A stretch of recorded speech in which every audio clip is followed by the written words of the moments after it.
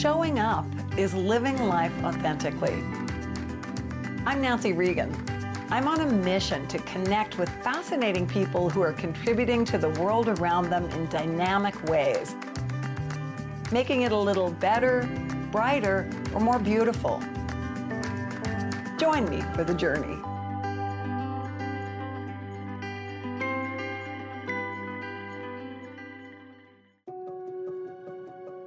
Today I'm showing up once again in Unama'ki, otherwise known as Cape Breton, Nova Scotia. I'm at one of my favorite places. Friends United houses one of the most impressive collections of Indigenous art in the country and has been described by a former national chief as unique in Canada. But it's much more than a gallery. It's an idea, it's an initiative, it's a community. It was founded 20 years ago by my friend Rolf Bouman, a German immigrant who wanted to balance his work as a land developer with a meaningful contribution to Canada's Indigenous community. Fully privately funded by Rolf until it recently became a nonprofit, Friends United helps support and promote artists in their creative, spiritual, and entrepreneurial journeys. Jerry Sheena is one shining example of the kind of magic that happens here. A tremendously talented wood carver from Vancouver, Jerry struggled with addiction before getting himself clean and starting to carve a new life. You know, like I've been so blessed and fortunate to have pulled myself out of that hole. Jerry got connected to Friends United through a fellow artist, and the rest is history. Rolf bought and transported 2 enormous redwood cedar logs from BC for Jerry to work on. They now show up front and center as the powerful totem poles that seem to ground this building. I asked Jerry in an interview 2 years ago what the support of Friends United has meant to him. He spoke movingly about his friend, Rolf. Words cannot describe, honestly. I mean, I've been in this business going on 40 years, and he's a rare gem. He's as rare as some of these trees, you know. I was in awe. I still am in awe, and We do it together, brother, okay? I'm so appreciative, grateful, and honored to be here working with Rolf and what he represents. It's big. Like all the artists here, though, Jerry gives as much as he gets. In the past year, he's mentored another one of the super talented artists here in the art of carving totem poles. Eric Schweig is best known for his Inuit spirit masks, but Friends United is giving him the opportunity and freedom to learn and create in new ways. Rolf is one of those dudes that puts his money where his mouth is, and he's sort of actively involved in reconciliation before it was even a thing. That's why myself and guys like Jerry and Jason and all the other artists here appreciate Rolf, because he just does it. That's in his heart. It didn't just come out of the blue because everybody else was doing it. He was doing it 15 years before it was a thing. So, you know, and we dig that. Eric and I have met before, and we've spent hours talking about his past. The pain of displacement, abuse, racism, the path from addiction to sobriety, his outreach work with youth and wolf rescue, and his professional success as an actor. His first big role was in The Last of the Mohicans alongside Daniel Day-Lewis. He was even featured in People magazine's 50 Most Beautiful People in 1993. Hello, you're back from La La Land. Yep, that's what I wanted to show you. But today, Eric is firmly rooted in the present and focused on art. Can we look at some of your masks? Yes. Yeah. So this one is a Birdman spirit. This one is, I call it an adoption mask. I mean, it just jumps out at you, literally. Yeah. Amazing. This is a medicine man, and this one is a sandpiper. I'm really curious to know how you went from doing your masks and this kind of work into these. How did this start? I was taking an Iaido class in Vancouver, which is... A martial art? Yeah. There's like 13 different moves and a bunch of different variations of it that our sensei teaches us. And I made a naginata, which is basically this on the end of a long walking stick or a staff. I used to outfit it with like snake skin and all this stuff. And our sensei saw that and he was like, he said, why don't you just start making weapons? So I just got into it. How's this for recycling? Eric goes treasure hunting in a junkyard, looking for leaf springs from cars and trucks that will become the medium for his new passion. Okay, so from the junkyard, what is the process? How does this piece of metal you find in the junkyard become this beautiful work of art that's a knife? I have a bit of a routine now.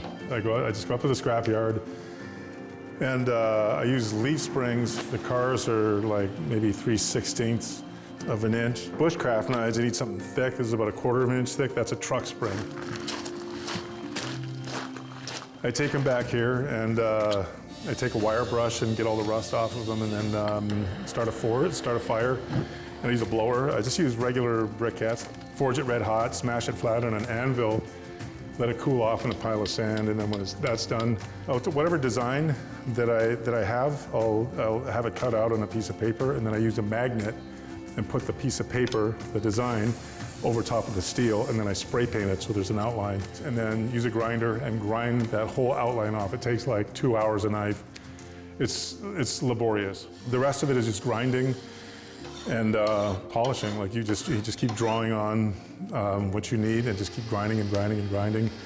These are just regular furniture bolts to put this on. And I did that because if you get bored and you want like cherry or Brazilian bloodwood, you can pop these off and put a new handle on. No way. Yeah. Interchangeable handles. Yeah, and you just unscrew them. Oh, that's cool. Yeah, and then the rest of it is just, I think the highest grit I use is probably 5,000 grit sandpaper will give you that polish. And people don't believe it sometimes that this is old, crappy, rusted truck springs, right? It's like it's a work of art. It's unbelievable. I know I'm stating the obvious, but it's really incredible. I never thought I could look at a knife and think it was a work of art. This is the first bushcraft knife I made, so I thought, if I'm gonna make these things, I wanna make a knife that looks like you could kill a tiger with it. What does the art of creation, whether it's your masks or particularly the knives maybe, because you take them from junk and make them into something beautiful, what does the process of creating that art give you personally? Is it therapeutic? I've been doing it since I was a kid. I've always just made stuff. All this stuff is just part of life. Like it's just part of your existence, making those things. It was artistic. It is what it is. It's artistic, but it's also just part of Indigenous people's DNA to make the poles in the West Coast and these masks and these knives and stuff like that. So I don't get anything, there's nothing really that cathartic that I get out of making them other than I just want to make a kick-ass knife or something beautiful that people will appreciate. I'm dying to see how you do this. Okay, painting with Jason is one thing, but helping to make a knife like this? I don't know.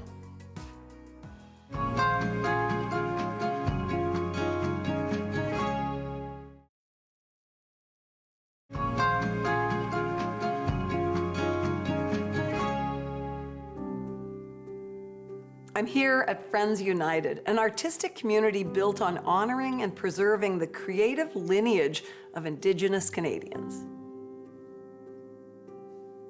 As part of the Artist in Residence program, Eric is living right next to Friends United on the property. I'm showing up on his doorstep.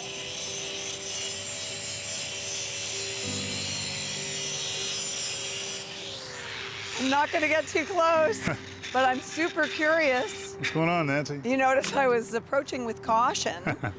Tell me about what this is. What are you doing? This is a blank. This is one of the spring steel suspension things in the truck I told you about.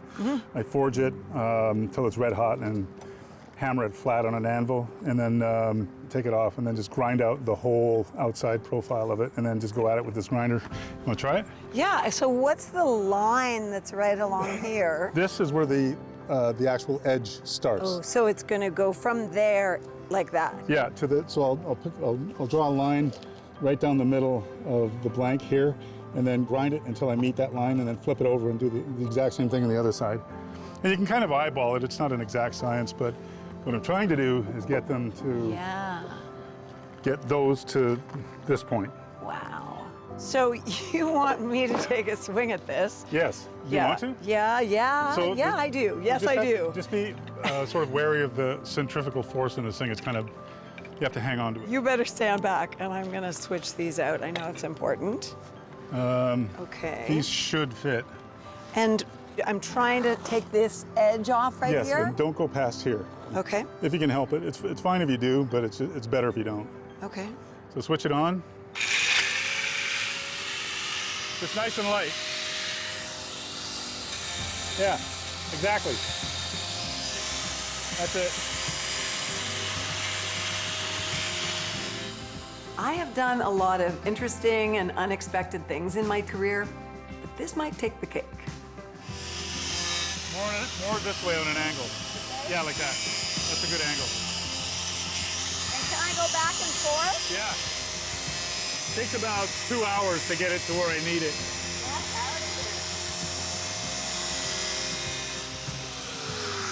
Perfect. It's really cool because it makes you be completely present. It is like meditation, but also it's like you have to be super patient. If you try to rush it, you're just going to mess it up. I was a little nervous of doing this, but there's a great life lesson in terms of showing up. Because if I let the fear stop me, I would not have had that experience. And it was fun and empowering. Okay, you can have it back. That was good, That though. is really cool. Okay, so you do that on both sides. Yes. And then what do you do, though, if there's like a hook like that? So, I just go, I just grind down inside it like that. oh, wow. Push it down, and then I have burrs that I use on a high-speed drill to get the round part out. That's crazy. Yeah. What purpose is this knife? Is it for someone? No, these are all bushcraft knives. They're just survival knives because you can skin branches with them. You can split wood. They're so heavy you can split wood with them. Small, like campfire wood. And that's it. They're just survival knives. Just something to. Every hunter that I talk to just likes having, regardless of if they have a gun or not, they just like having a great big knife with them when they're walking around in the bush. I love it. And I'm fascinated now that I've done just a tiny bit of that to see the work you've done. So that would be where the line had been, Yeah. and then you've just, Yeah. I get it to where I need it and then just polish it. And I go over top of this because I don't like sharp lines. So I polish that up too, so it's just, everything's just nice and smooth. The only thing that I like hard on these things is the edge. That's it. Everything else should be smooth, and I put these in. What is that for? They're just for a positive grip Oh, right. with your thumb. If you're going to go, Traction almost. if you're skinning a log or a branch or whatever, it's a good positive grip. Yeah. It is very empowering to hold it. I will say that. It's very cool to see what you're making. And how long has it been Since I started since you making them? started making? A year. So this is what you're producing after a year. And do you think it's going to continue to evolve a lot in the future? I don't know. I hope so. See, I find it magnetic. Like, I would rather just be standing here holding it and feeling the weight of it, and also know that, like, something of your spirit went into this, Yeah. right? There's energy. It's the oldest tool on earth, one of them. Yeah. Ah. Thanks, Eric. You're very welcome. That was a treat. So far here at Friends United, I've been focusing on visual artists, but storytelling is also a really important part of preserving Indigenous culture. We're about to meet a superstar in that realm. Stephen Augustine is an hereditary chief. That's a title passed down through families and through generations, and it's a very important role in the Mi'kmaq community. My genealogy, my father was Patrick Joseph Augustine. His father was Basil Tom Augustine. His father was Tom Augustine. Tom's father was Noel Augustine. And Noel's father was Peter Augustine. And Michael Augustine, I'll just go back to Michael. And that brings us back to 1760. So he signed the Peace and Friendship Treaty in 1760 as Michael Augustine, Michael Joseph Augustine. And today my name is Stephen Joseph Augustine. So, and before that, before he was baptized in 1747, they called him Abbe Lelout. And it was in 1747 on August 28. And if you look at a Christian calendar, August 28 is the feast of St. Augustine.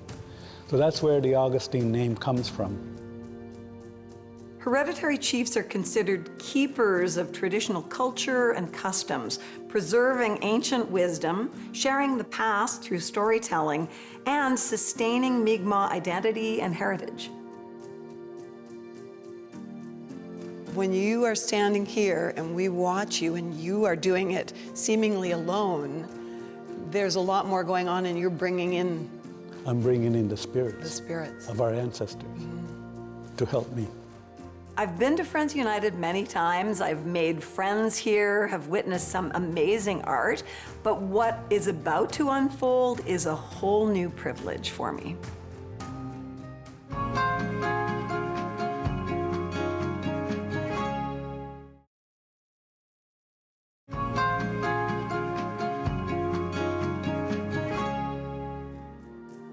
I'm here at Friends United in Unama'ki, Cape Breton, Nova Scotia. I'll have the privilege to sit in on a sacred ceremony that most people will never get to witness. It's a ceremony about love. It's a ceremony about family. It's a ceremony about connection to our mother, the earth, the giver of life, grandfather, son. As an elder who is entrusted with the ability to tell that creation story and to hold the wisdom and share it, what does that mean to you? There's a lot of responsibility that goes with that. I mean, when I was younger, I used to think that the story belonged to me. But it's the other way around as I'm getting older. I belong to the story. I mean, it takes me to places where I never imagined I would go with the story or go with the knowledge that I have that's been imparted onto me.